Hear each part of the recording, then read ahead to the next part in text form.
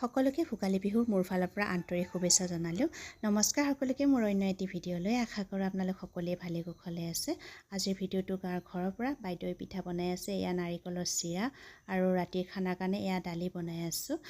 প্ৰতি বছৰে আমি গাঁৱৰ ঘৰলৈ উৰুকা খাবলৈ আহোঁ। মা যিহেতু গাঁৱৰ ঘৰতে থাকে আৰু এইফালে বাইদেউহঁতৰ লগত ভাত পানীত লাগি আছিলোঁ কাৰণে সৰু ভতিজা ল'ৰাটোৱে ক'লে সি বোলে ভিডিঅ' কৰি দিব আৰু সি মোবাইলটো লৈ সকলোকে এফালৰ পৰা ভিডিঅ' কৰি গৈছে। এজনী ভাতিজী হয়, তাই মাংসৰ কাৰণে মছলা ৰেডি কৰি আছে আৰু এয়া বাইদেৱে মাছখিনি ভাজিলে আৰু মই মাংসখন বহাই দিছোঁ। এইফালে মাছৰ সৈতে টেঙা বনাই আছে।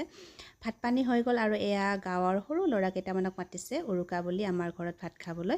আৰু এইফালে দাদাই কলৰ দনাও কাটিছে এইবাৰ ভাত খাবলৈ। সঁচাকৈ কলৰ দনাত ভাত খাই খুবেই ভাল লাগিলে।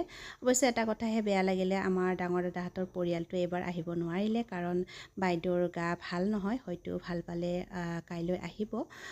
তেওঁক মিছ কৰিছোঁ। আৰু এয়া সকলোকে ভাত পানীখিনি দি আমি তিনিওজনেও বহিলোঁ ভাত খাবলৈ। আমাৰ বিহু বাৰু ভালে ভালে গ'ল। আপোনালোকৰ কেনেকুৱা গ'ল কমেণ্ট এটা কৰিব। আৰু আজি মিনি ভ্লগটো ইমানতে সমাপ্ত কৰিলোঁ। Bye bye.